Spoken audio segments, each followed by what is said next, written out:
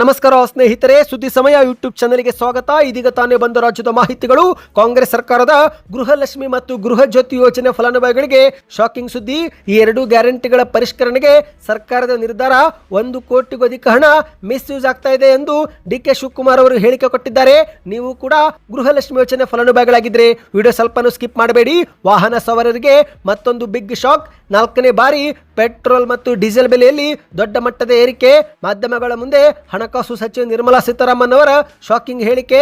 Petrol ಮತ್ತು diesel ಮೇಲಿನ ಅಬಕಾರಿ ಸುಂಕ ಕಡಿಮೆ ಮಾಡಿದ್ರೆ 1 ಲಕ್ಷ ಕೋಟಿ ಆದಾಯ ನಷ್ಟವಾಗುತ್ತೆಂದಿದ್ದು, ಇದೇ ವಿಚಾರಕ್ಕೆ ರಾಜ್ಯದ ಕಾಂಗ್ರೆಸ್ ನಾಯಕರು ಆಕ್ರೋಶ ವ್ಯಕ್ತಪಡಿಸಿದ್ದಾರೆ. ಸಿಎಂ, ಡಿಸಿಎಂ ಮತ್ತು ಸುರ್ಜೇವಾಲಾ ಅವರು ಕಿಡಿಕಾರಿದ್ದಾರೆ. ಎಲ್ಲ ಮಾಹಿತಿ ನೋಡೋಣ. ಮತ್ತೊಂದೆಡೆಯಲ್ಲಿ ಕರ್ನಾಟಕದ ಮುಖ್ಯಮಂತ್ರಿಯವರಿಗೆ ಸಾಮಾಜಿಕ ಜಾಲತಾಣದಲ್ಲಿ ಓಪನ್ ಸವಾಲು ಹಾಕಲಾಗಿದೆ. ನಟ ವಿಜಯ್ ಘೋಷಣೆ ಮಾಡಿರುವ ನಿಯಮ ಕರ್ನಾಟಕದಲ್ಲೂ ಕೂಡ ಜಾರಿಗೆ ಮಾಡಿ ತೋರಿಸೆಂದಿದ್ದಾರೆ. ಬೇಕಾದ್ರೆ 5 ಗ್ಯಾರಂಟಿ ರದ್ದು ಮಾಡಿ, ಆದ್ರೆ ವಿಜಯ್ ಅವರ ಘೋಷಣೆ ಮಾತ್ರ ಕರ್ನಾಟಕದಲ್ಲಿ ಜಾರಿಗೆ ಮಾಡಿ ಎಂದಿದ್ದಾರೆ. ಏನಿದು ಘೋಷಣೆ? ಎಲ್ಲ ಮಾಹಿತಿ ನೋಡೋಣ. ಮತ್ತೊಂದೆಡೆಯಲ್ಲಿ ಚುನಾವಣೆ ಮೊದಲೇ 136 ಸ್ಥಾನ ಗೆಲ್ಲುತ್ತೇವೆ ಎಂದು ಭವಿಷ್ಯ ನುಡಿದಂತ ಡಿ.ಕೆ. ಶಿವಕುಮಾರ್ ಅವರು ಇದೀಗ 2028ರ ಭವಿಷ್ಯ ಕುರಿತಂತೆಯೂ ಕೂಡ ಮಾಹಿತಿ ಕೊಟ್ಟಿದ್ದಾರೆ. ಎಲ್ಲ ಮಾಹಿತಿ ಡೀಟೇಲ್ ಆಗಿ ನೋಡೋಣ. ಅದಕ್ಕೂ ಮೊದಲು ನೀವು ಸುದ್ದಿ ಸಮಯ ಯೂಟ್ಯೂಬ್ ಚಾನೆಲ್ಗೆ ಮೊದಲು ಬಾರಿ ಭೇಟಿ ಕೊಡ್ತಾ ಇದ್ರೆ ದಯವಿಟ್ಟು ಸಬ್ಸ್ಕ್ರೈಬ್ ಆಗಿ ಪಕ್ಕದಲ್ಲಿ ಕಾಣಿಸೋ ಗಂಟೆ ಕೂಡ ಒತ್ತಿ. ಇದರಿಂದ ಕರ್ನಾಟಕದ ಮುಖ್ಯವಾದ ಮಾಹಿತಿಗಳು ನಿಮಗೆ ಸಿಗುತ್ತವೆ. ದಯವಿಟ್ಟು ವಿಡಿಯೋಗೆ ಲೈಕ್ ಮಾಡಿ ಮತ್ತು ವಿಡಿಯೋ ಪೂರ್ತಿಯಾಗಿ ನೋಡಿ. ಬನ್ನಿ ಸ್ನೇಹಿತರೆ, ಎಲ್ಲ ಸುದ್ದಿಗಳನ್ನು ಡೀಟೇಲ್ ಆಗಿ ನೋಡೋಣ. ರಾಜ್ಯದ ಕಾಂಗ್ರೆಸ್ ಸರ್ಕಾರ ಗೃಹಲಕ್ಷ್ಮಿ ಮತ್ತು ಗೃಹ ಜ್ಯೋತಿ ಯೋಜನೆ ಫಲಾನುಭವಿಗಳಿಗೆ ಶಾಕ್ ಕೊಟ್ಟಿದೆ. ಹೌದು, ಚುನಾವಣೆ ಮೊದಲೇ 5 ಗ್ಯಾರಂಟಿ ಯೋಜನೆಗಳನ್ನ ಘೋಷಣೆ ಮಾಡಿರುವಂತಹ ಕಾಂಗ್ರೆಸ್ ಪಕ್ಷ ಅಧಿಕಾರಕ್ಕೆ ಬಂದ ಬಳಿಕ ಹಂತ ಹಂತವಾಗಿ 5 ಗ್ಯಾರಂಟಿ ಜಾರಿಗೆ ಮಾಡಿ ನುಡಿದಂತೆ ನಡೆದ ಸರ್ಕಾರ ಎಂಬ ಹೆಸರು ಪಡೆದುಕೊಂಡಿದ್ದು, ಆದರೆ ಪಂಚ ಗ್ಯಾರಂಟಿ ಯೋಜನೆಗಳ ಪೈಕಿ 2 ಜನಪ್ರಿಯ ಗ್ಯಾರಂಟಿಗಳಾಗಿರುವ ಗೃಹಲಕ್ಷ್ಮಿ ಮತ್ತು ಗೃಹ ಜ್ಯೋತಿ ಯೋಜನೆ ಫಲಾನುಭವಿಗಳ ಪಟ್ಟಿ ಪರಿಷ್ಕರಣೆಗೆ ಸರ್ಕಾರ ಮುಂದಾಗಿದೆ. ಅಂದ್ರೆ ಸ್ನೇಹಿತರೆ, ಹರ ಫಲಾನುಭವಿಗಳಿಗೆ ಮಾತ್ರ ಗ್ಯಾರಂಟಿ ಯೋಜನೆ ತಲುಪಬೇಕು ಎನ್ನುವ ಉದ್ದೇಶದಿಂದ ಸರ್ಕಾರ ಇದೀಗ ಗೃಹಲಕ್ಷ್ಮಿ ಯೋಜನೆಯಲ್ಲಿ ದೊಡ್ಡ ಬದಲಾವಣೆ ತರಲು ಮುಂದಾಗಿದೆ. ಹೌದು, ಇಂದು ನಡೆದಂತ ರಾಜ್ಯ ಸರ್ಕಾರದ ವಿಶೇಷ ಸಭೆಯಲ್ಲಿ ಈ ಬಗ್ಗೆ ಚರ್ಚೆ ಮಾಡಿ ಮಹತ್ವದ ನಿರ್ಧಾರ ಕೈ ತೆಗೆದುಕೊಳ್ಳಲಾಗಿದೆ. ಅಕ್ರಮವಾಗಿ ಯೋಜನೆಗಳ ಲಾಭ ಪಡೆದುಕೊಳ್ಳುತ್ತಿರುವವರನ್ನು ಪಟ್ಟಿಯಿಂದ ಕೈಬಿಡಲು ತೀರ್ಮಾನ ತೆಗೆದುಕೊಳ್ಳಲಾಗಿದ್ದು, ಇದರ ಜೊತೆಗೇನೆ ಅರ್ಹರಿಗೆ ಇನ್ನು ಮುಂದೆ ಯೋಜನೆ ತಲುಪುವಂತೆಯೂ ಕೂಡ ಸರ್ಕಾರ ಕ್ರಮ ತೆಗೆದುಕೊಂಡಿದೆ. ಮೊದಲನೇದಾಗಿ ಸ್ನೇಹಿತರೆ, ಗೃಹಲಕ್ಷ್ಮಿಯರಿಗೆ ಶಾಕಿಂಗ್ ಸುದ್ದಿ. ಹೌದು, ತಿಂಗಳಿಗೆ 2,000 ರೂಪಾಯಿ ಏನು ಜಮಾ ಆಗ್ತಾ ಇದೆ.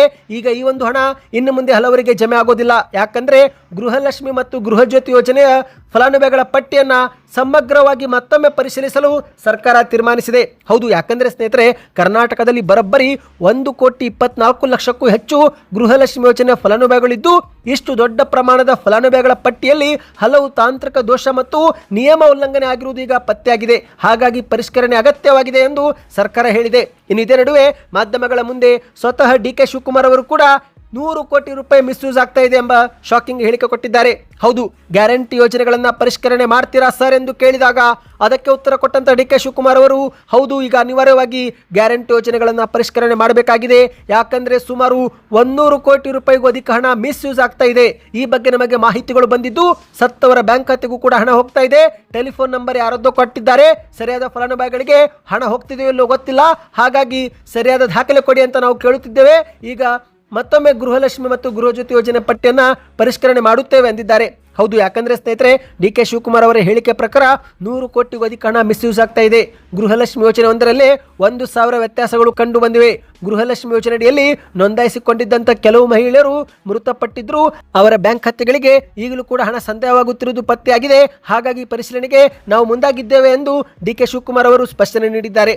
ಮಾಹಿತಿಯ ಪ್ರಕಾರ ಸ್ನೇಹಿತರೆ, 1 ರೇಷನ್ ಕಾರ್ಡ್ ಅಥವಾ 1 ಕುಟುಂಬ ಯಜಮಾನಿಗೆ ಮಾತ್ರ ಗೃಹಲಕ್ಷ್ಮಿ ಯೋಜನೆ ಹಣ ಸಿಗಬೇಕು ಎನ್ನುವ ನಿಯಮವಿದೆ. ಆದರೆ ತಾಂತ್ರಿಕ ದೋಷಗಳಿಂದ ಒಂದೇ ಮನೆಯಲ್ಲಿ 2, 3, 4, 5 ಮಹಿಳೆಯರು ತಲಾ 2,000 ಹಣ ಪಡೆದುಕೊಳ್ಳುತ್ತಿರುವ ಮಾಹಿತಿ ಲಭ್ಯವಾಗಿದ್ದು, ಹಾಗಾಗಿ ಗೃಹಲಕ್ಷ್ಮಿ ಯೋಜನೆ ಪರಿಷ್ಕರಣೆ ಮಾಡುತ್ತೇವೆ ಎಂದಿದ್ದಾರೆ. ನೀವು ಕೂಡ ಗೃಹಲಕ್ಷ್ಮಿ ಯೋಜನೆ ಫಲಾನುಭವಿಗಳಾಗಿದ್ರೆ ಕಮೆಂಟ್ ನಲ್ಲಿ ಎಸ್ ಎಂದು ಕಮೆಂಟ್ ಮಾಡಿ. ಬನ್ನೀಗ 2ನೇ ಮಾಹಿತಿಗೆ ಹೋಗೋಣ.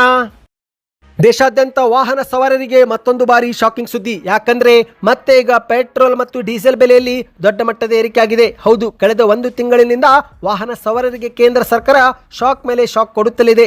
ವಾರಕ್ಕೊಮ್ಮೆ ದೇಶದಲ್ಲಿ ಪೆಟ್ರೋಲ್ ಮತ್ತು ಡೀಸೆಲ್ ದರ ಹೆಚ್ಚಿಗೆ ಆಗುತ್ತಿವೆ. ಹೌದು, ಈಗಾಗಲೇ 3 ಬಾರಿ ಬೆಲೆ ಏರಿಕೆ ಮಾಡಿರುವ ಕೇಂದ್ರ ಸರ್ಕಾರ ಇವತ್ತು ಮತ್ತೊಮ್ಮೆ ಇಂಧನ ದರ ಹೆಚ್ಚಿಗೆ ಮಾಡಿ ಆದೇಶ ಹೊರಡಿಸಿದೆ. ಹೌದು ಗೆಳೆಯರೆ, ಹೊಸ ತಾಜಾ ಮಾಹಿತಿ ಪ್ರಕಾರ ಪ್ರತಿ ಲೀಟರ್ ಪೆಟ್ರೋಲ್ ಮೇಲೆ ₹2.61 ಮತ್ತು ಡೀಸೆಲ್ ಮೇಲೆ ₹2.71 ಹೆಚ್ಚಳ ಮಾಡಲಾಗಿದೆ.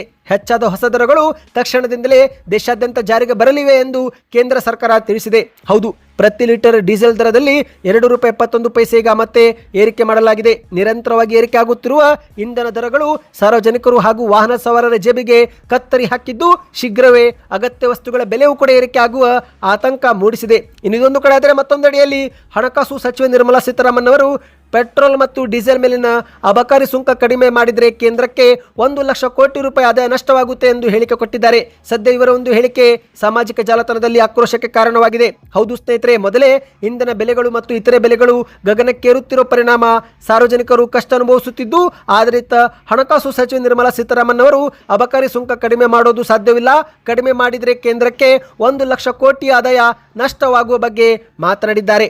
ಅಂದಹಾಗೆ ಸ್ನೇಹಿತರೆ, ಇವತ್ತು ಮತ್ತೊಮ್ಮೆ ಪೆಟ್ರೋಲ್ ಡೀಸೆಲ್ ದರ ಏರಿಕೆ ಆಗಿರುವ ಬಗ್ಗೆ ಮುಖ್ಯಮಂತ್ರಿ ಸಿದ್ದರಾಮಯ್ಯನವರು, ಉಪಮುಖ್ಯಮಂತ್ರಿ ಡಿ ಕೆ ಶಿವಕುಮಾರ್ ಅವರು ಮತ್ತು ಎಐಸಿಸಿಯ ಪ್ರಧಾನ ಕಾರ್ಯದರ್ಶಿ ರಣದೀಪ್ ಸಿಂಗ್ ಸುರ್ಜೇವಾಲಾ ಅವರು ಜಂಟಿ ಸುದ್ದಿಗೋಷ್ಠಿ ನಡೆಸಿ ಮೋದಿ ಸರ್ಕಾರದ ವಿರುದ್ಧ ತೀವ್ರವಾಗಿ ಆಕ್ರೋಶ ವ್ಯಕ್ತಪಡಿಸಿದ್ದಾರೆ.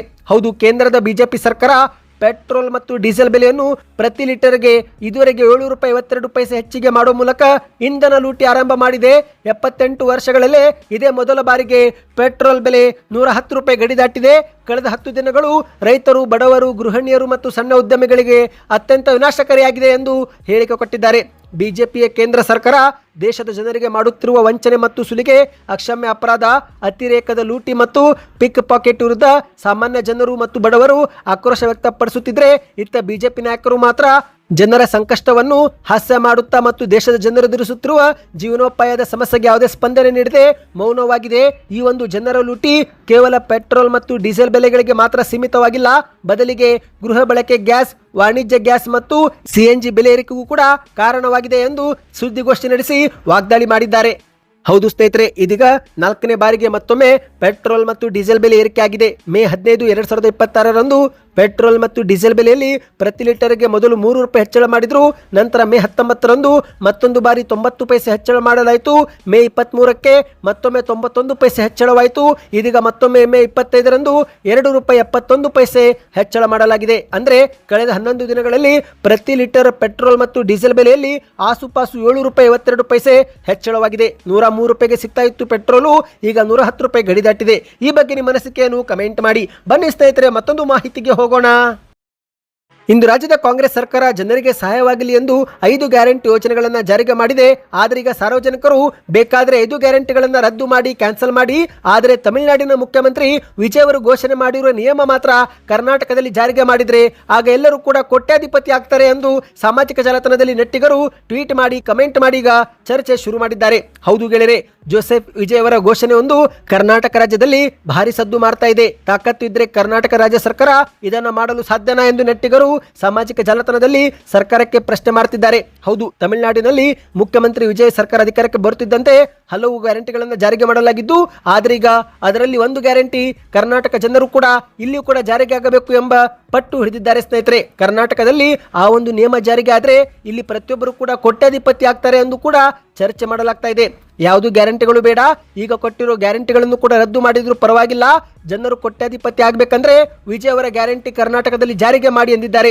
ಅದೇನೆಂದರೆ ಸ್ನೇಹಿತರೆ, ತಮಿಳುನಾಡಿನ ಮುಖ್ಯಮಂತ್ರಿ ವಿಜಯ್ ಅವರು ಸರ್ಕಾರಿ ಇಲಾಖೆಗಳಲ್ಲಿ ನಡೆಯುತ್ತಿರುವ ಭ್ರಷ್ಟಾಚಾರ ಮತ್ತು ಅಕ್ರಮವನ್ನು ತಡೆದು ಹಾಕಲು ಒಂದು ಹೊಸ ನಿಯಮ ಜಾರಿಗೆ ತಂದಿದ್ದಾರೆ. ಅದೇನೆಂದರೆ, ಸರ್ಕಾರಿ ಕಚೇರಿಯಲ್ಲಿ ಕೆಲಸ ಮಾಡುವ ಯಾರಾದರೂ ಅಧಿಕಾರಿಗಳು ₹1,000 ಲಂಚ ಕೇಳಿದ್ರು, ಆ ಬಗ್ಗೆ ದಾಖಲೆಗಳನ್ನು ನೀಡಿದರೆ ಆಗ ಭ್ರಷ್ಟರ ಸುಳುವು ನೀಡುವ ಸಾರ್ವಜನಿಕರಿಗೆ ₹1 ಲಕ್ಷ ಬಹುಮಾನ ನೀಡುವಂತಹ ಘೋಷಣೆ ಒಂದು ಮುಖ್ಯಮಂತ್ರಿ ವಿಜಯ್ ಅವರು ಘೋಷಣೆ ಮಾಡಿದ್ದಾರೆ. ಹಾಗಾಗಿ ಆ ಒಂದು ನಿಯಮವನ್ನು ಕರ್ನಾಟಕದಲ್ಲಿ ಜಾರಿಗೆ ತರಬೇಕು ಎಂದು ಈಗ ಸಾಮಾಜಿಕ ಬಳಕೆದಾರರು ಕರ್ನಾಟಕ ಸರ್ಕಾರಕ್ಕೆ ಆಗ್ರಹ ಮಾಡುತ್ತಿದ್ದಾರೆ. ಹೌದು, ಮುಖ್ಯಮಂತ್ರಿ ವಿಜಯ್ ಅವರು ಸರ್ಕಾರಿ ಅಧಿಕಾರಿಗಳು ಯಾವುದೇ ರೀತಿಯ ಲಂಚ ಅಥವಾ ಆರ್ಥಿಕ ಲಾಭಕ್ಕಾಗಿ ಸಾರ್ವಜನಿಕರನ್ನು ಹಣ ಕೇಳಿದರೆ, ಪೀಡಿಸಿದರೆ, ವಿಳಂಬ ಮಾಡಿದರೆ ಆಗ ಸಾರ್ವಜನಿಕರು ದೂರು ನೀಡಬಹುದು.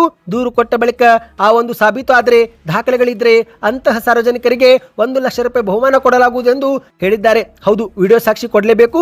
ಆ ಸಮಯದಲ್ಲಿ ₹1 ಲಕ್ಷ ಬಹುಮಾನ ಘೋಷಣೆ ಮಾಡಲಾಗಿದೆ. ಹಾಗಾಗಿ ಕರ್ನಾಟಕದಲ್ಲೂ ಕೂಡ ಇಲಾಖೆಗಳಲ್ಲಿ ಇಂತಹ ನಿಯಮ ಜಾರಿಗೆ ತಂದ್ರೆ ಆಗ ಕರ್ನಾಟಕದ ಪ್ರತಿಯೊಬ್ಬರು ಕೂಡ ಕೋಟ್ಯಾಧಿಪತಿ ಆಗುತ್ತಾರೆ ಎನ್ನುವ ಚರ್ಚೆ ಈಗ ಶುರುವಾಗಿದೆ. ಅಂದ್ರೆ ಲಂಚಾವತಾರದಿಂದ ಎಷ್ಟು ಮಂದಿ ನೊಂದಿದ್ದಾರೆ ಎನ್ನುವುದು ಇದರಿಂದಲೇ ಗೊತ್ತಾಗುತ್ತೆ. ಸ್ನೇಹಿತರೆ, ಬನ್ನಿ ಕೊನೆಯ ಮಾಹಿತಿಗೆ ಹೋಗೋಣ. ಈ ಒಂದು ಹಿಂದೆ ಚುನಾವಣೆ ಮೊದಲೇ 136 ಸ್ಥಾನ ಗೆದ್ದು ಅಧಿಕಾರಕ್ಕೆ ಬರುತ್ತೇವೆ ಎಂದು ಡಿ ಕೆ ಶಿವಕುಮಾರ್ ಅವರು ಭವಿಷ್ಯ ನುಡಿದಿದ್ರು. ಅದು ನಿಜವೂ ಕೂಡ ಆಗಿತ್ತು. ಈಗ ಅದರಂತೆ 2028ರ ಭವಿಷ್ಯ ಬಗ್ಗೆ ಡಿ ಕೆ ಶಿವಕುಮಾರ್ ಅವರು ಮಾಧ್ಯಮಗಳ ಮುಂದೆ ಮಾತನಾಡಿದ್ದಾರೆ. ಹೌದು, 2023ರಲ್ಲಿ 136 ಸ್ಥಾನ ಗೆದ್ದು ಬರುತ್ತೇವೆ ಎಂದು ಭವಿಷ್ಯ ನುಡಿದಂತ ಡಿ ಕೆ ಶಿವಕುಮಾರ್ ಅವರ ಹೇಳಿಕೆ ನಿಜವಾಗಿತ್ತು. ಈಗ ಮಾಧ್ಯಮಗಳ ಮುಂದೆ 2028ರ ಬಗ್ಗೆ ಎಂದು ಹೇಳಿಕೆ ಕೊಟ್ಟಿದ್ದಾರೆ. ಕಾಂಗ್ರೆಸ್ ಮತ್ತೆ ಅಧಿಕಾರಕ್ಕೆ ಬರುತ್ತೆ, ಡಿ ಕೆ ಶಿವಕುಮಾರ್ ಇಲ್ಲೇ ಇರ್ತಾನೆ ಎಂದು ಮಾಧ್ಯಮಗಳ ಮುಂದೆ ಭವಿಷ್ಯ ನುಡಿದಿದ್ದಾರೆ. ಹೌದು, ಸುದ್ದಿಗಾರರ ಜೊತೆಗೆ ಮಾತನಾಡಿದಂಥ ಡಿ ಕೆ ಶಿವಕುಮಾರ್ ಅವರು ಈ ಒಂದು ಹಿಂದೆ 2023ರಲ್ಲಿ ಅಮಿತ್ ಶಾ ಏನು ಹೇಳಿದ್ರು, 122 ಸೀಟು ಮಾತ್ರ ಬರುತ್ತೆ, ಸೂಟು ಬೂಟು ರೆಡಿ ಮಾಡಿಕೊಳ್ಳಿ ಎಂದಿದ್ರು. ಆದರೆ ಆ ಸಮಯದಲ್ಲಿ ನಾನು ಏನು ಹೇಳಿದ್ದೆ, ಬರೆದಿಟ್ಟುಕೊಳ್ಳಿ 130 ಸೀಟು ಬರ್ತೀವಿ ಅಂತ ಹೇಳಿದ್ದೆ. ಅದು ನಿಜವಾಯಿತು. ಈಗ 2028ಕ್ಕೆ ಇದೇ ಡಿ ಕೆ ಶಿವಕುಮಾರ್ ಇಲ್ಲೇ ಇರ್ತಾನೆ, ಇದೇ ಕಾಂಗ್ರೆಸ್ ಸರ್ಕಾರ ಇಲ್ಲೇ ಇರುತ್ತೇವೆ ಎಂದು ಹೇಳಿಕೆ ಕೊಟ್ಟಿದ್ದಾರೆ. ಆಗ ಮಾಧ್ಯಮದವರು 2028ಕ್ಕೆ ಕಾಂಗ್ರೆಸ್ ಬಂದ್ರೆ ಆಗ ಮುಖ್ಯಮಂತ್ರಿ ಯಾರಾಗುತ್ತಾರೆ ಎಂದು ಕೇಳಿದಾಗ ಅದಕ್ಕೆ ಡಿ ಕೆ ಶಿವಕುಮಾರ್ ಅವರು ಯಾವುದೇ ಉತ್ತರ ನೀಡಿಲ್ಲ. ಆಗ ಮಾಧ್ಯಮದವರು ದೆಹಲಿಗೆ ಹೋಗುತ್ತೀರಾ ಎಂದು ಕೇಳಿದಾಗ ಅದಕ್ಕೆ ಡಿ ಕೆ ಶಿವಕುಮಾರ್ ಅವರು ಹೈಕಮಾಂಡ್ ನಾಯಕರು ಕರೆದರೆ ಹೋಗುತ್ತೇನೆ ಎಂದು ಉತ್ತರ ಕೊಟ್ಟಿದ್ದಾರೆ. ಇದೇ ನಡುವೆ ಕೇಂದ್ರದ ವಿರುದ್ಧ ವಾಗ್ದಾಳಿ ಮಾಡಿದಂತೆ ಇವರು ದೇಶದಲ್ಲಿ ಆದಾಯ ಪಾತಾಳಕ್ಕೆ ಹೋಗ್ತಾ ಇದೆ, ಬೆಲೆ ಏರಿಕೆ ಮಾತ್ರ ಗಗನಕ್ಕೆ ಹೋಗ್ತಾ ಇದೆ, ಬಿಜೆಪಿಯವರು ಭಾವನೆಗಳ ಮೇಲೆ ರಾಜಕಾರಣ ಮಾಡ್ತಾರೆ, ಆದರೆ ನಾವು ಬದುಕಿನ ಮೇಲೆ ರಾಜಕಾರಣ ಮಾಡ್ತೀವಿ ಎಂದು ತಿರುಗೇಟು ಕೊಟ್ಟಿದ್ದಾರೆ. ಮಾಧ್ಯಮದವರು ಗ್ಯಾರಂಟಿಗಳನ್ನು ಪರಿಷ್ಕರಣೆ ಮಾಡುತ್ತೀರಾ ಎಂದು ಕೇಳಿದಾಗ ಅದಕ್ಕೆ ಡಿ ಕೆ ಶಿವಕುಮಾರ್ ಅವರು 100 ಕೋಟಿ ರೂಪಾಯಿಯಷ್ಟು ಹಣ ಬೇರೆಯವರಿಗೆ ಹೋಗ್ತಾ ಇದೆ, ಗ್ಯಾರಂಟಿ ಯೋಜನೆಗಳು ಕೆಲವು ಕಡೆಗೆ ಮಿಸ್ಯೂಸ್ ಆಗ್ತಾ ಇದೆ, ಹಾಗಾಗಿ ಈ ಒಂದು ಗ್ಯಾರಂಟಿಗಳನ್ನು ಪರಿಷ್ಕರಣೆ ಮಾಡುತ್ತೇವೆ, ಫಲಾನುಭವಿಗಳ ಪೈಕಿ ಕೆಲವರು ತೀರಿ ಹೋಗಿದ್ದಾರೆ, ಆದರೂ ಕೂಡ ಹಣ ಹೋಗ್ತಾ ಇದೆ, ಹಾಗಾಗಿ ಸರಿಯಾದ ದಾಖಲೆಗಳನ್ನು ಕೇಳ್ತಾ ಇದ್ದೇವೆ, ಪ್ರತಿ ತಾಲೂಕಿನಲ್ಲಿ ಇನ್ನು ಮುಂದೆ ರಿವ್ಯೂ ಮಾಡಿ ಮಾಹಿತಿ ಪಡೆದುಕೊಳ್ಳುತ್ತೇವೆ ಎಂದು ಉತ್ತರ ಕೊಟ್ಟಿದ್ದಾರೆ. ಸದ್ಯಕ್ಕೆ ಎಷ್ಟೇ ಇತ್ತು. ಮಾಹಿತಿ ಇಷ್ಟವಾಗಿದ್ದರೆ ಚಾನಲ್ಗೆ ಸಬ್ಸ್ಕ್ರೈಬ್ ಆಗಿ.